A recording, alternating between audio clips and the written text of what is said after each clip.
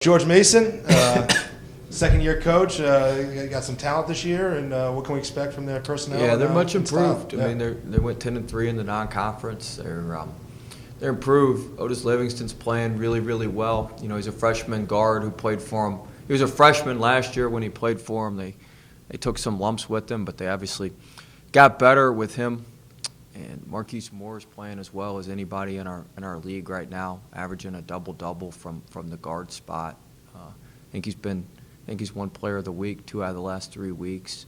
So he's playing as well as anybody. Jenkins, the big kid inside's doing a nice job. They got some good complementary pieces. A couple of their freshmen have stepped up, and it's a good team. They're obviously much improved from last season, and we didn't exactly play too well up there last season or perform too well up there last season, so it'll be a tough game for us. What is it about this year's Patriots team that gives you concern? Well, they limit you to one shot. You know, they're really good defensive rebounding team. They're as good a team as we've played in transition. I mean, they get out in transition, and they're very, very difficult to stop in transition. So that makes them a hard guard. So you got to take good shots. They really pack the paint. Offensively, you can't get seduced into taking all these. You know, Northern Iowa played them. I think Northern Iowa took like 60% of their shots from 3 against them, and so that was at Northern Iowa. You've got to. They do a good job. Their scheme's very, very solid. They trap the post, and they're not going to let you score a lot close to the basket. They're not going to let you get a lot of second opportunities. So your first shots have to be really good, and you have to have discipline to get good first shots. I thought last year we didn't have a lot of discipline there. We took a lot of quick shots, a lot of bad shots, and that ended up being our undoing. Last year you had a very clear idea. I think you said we need to win 15 games. And maybe that'll be enough to win the conference, maybe not, but we need to win 15 games in conference to make the tournament. Do you have a very clear idea of that again this year? I mean, we just need to win as many as we can. I think 13 or 14 would do the trick. If you're looking for a hard number. No. I mean, I was impressed last year. Most coaches will say, one game at a time, whatever. I mean, you've got to take them one game at a time, but I don't know if I said 15 last year. But I know I said we need to win the league. If you win the league, you're going to get in. So, I mean, you need to win the league. So you need to do everything you can to win the league regular season, but I think 13 or 14 would do the trick for both of those. I know the last month we had came back and talked to you in regards to the slow starts. You were very, very, I won't say bothered with how slow you guys came out of the gate. Was last night win against Howard, was that the best? Yeah, we've got off to a good start. Our preparation was good, and we got off to a good start. So when you prepare well and you got good energy and good way about you, things tend to go well from the jump. So our guys prepared well, and that showed with how we played. And now we've got to turn the page quickly. We're getting ready to go practice right now. We got to turn the page to George Mason here very, very quickly. Non-conference is over, and now it's now everything's in league, and everything has greater meaning.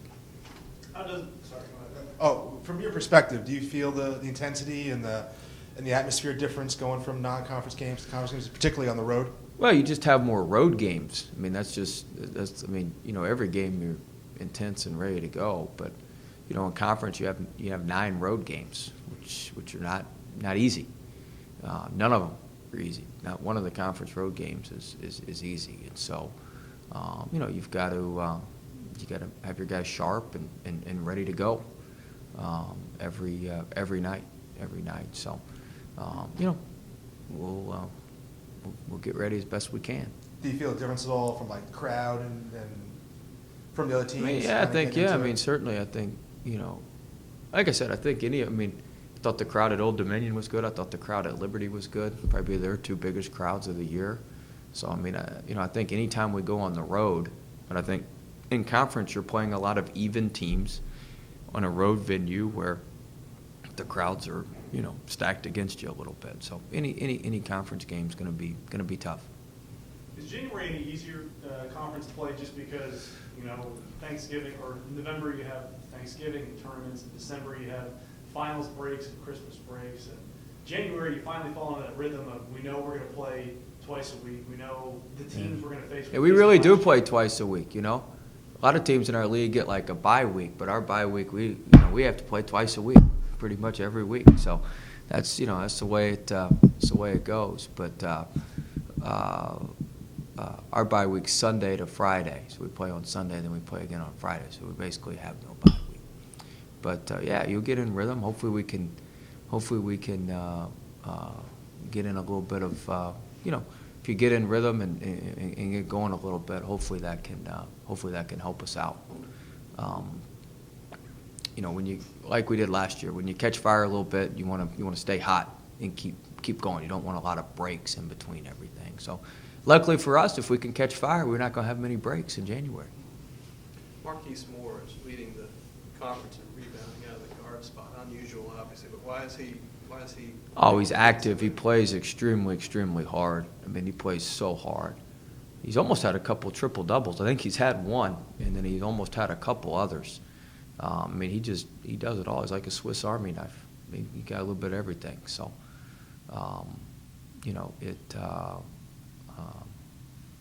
he's a really, really good player. He's one of the best players in our league.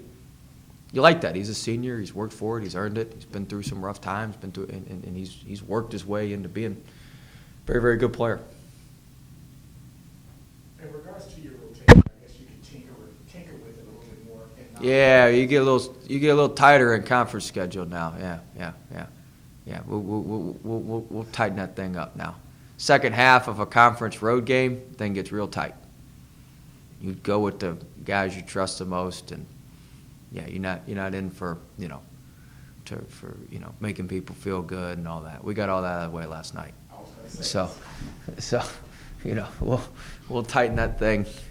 We'll tighten that thing as what as best we need to do. Every game in conference, what's different is every game's kind of a survival of the fittest, and every game is won differently. Like every team's different. So some nights you may need these 7 or 8 guys to win. The next night you may need 2 of those guys. You may not need them at all, and you may need 2 guys who didn't play at all. Like that's the tough part. Like you need everybody.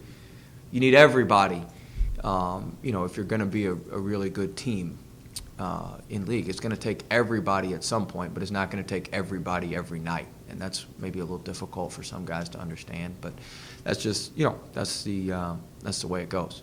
How can a game such as the one you had last night kind of allow you to see who can help you out on certain nights? Well, that's good. I mean, it kind of confirmed what we knew about most of our guys and what they can do and what they do when you put them in live situations. So it was it was about what you thought.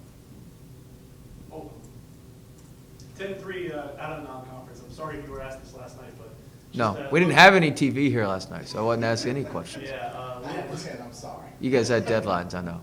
Looking back at your 10-3 non-conference, I know you weren't happy with the losses to Georgia Tech and Illinois, the Baylor loss. Looking at them, that's a good loss if such a thing exists. Was this where you had hoped to be after the non-conference?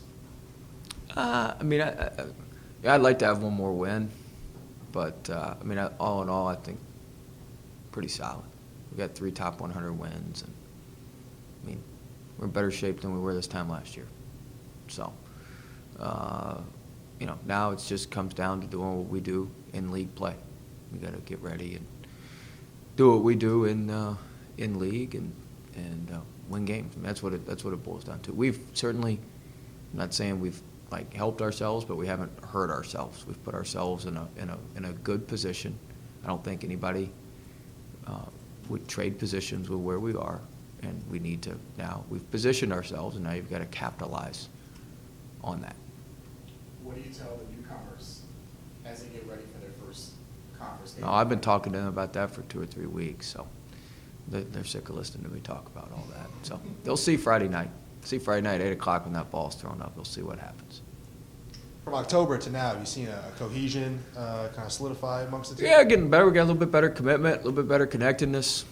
So that's a positive. I thought last night we played a little bit more consistently. We had a little bit more attention to detail than we've had. So I think all that stuff was a positive for us. So we'll see. Got to be like that on the road, especially in league play.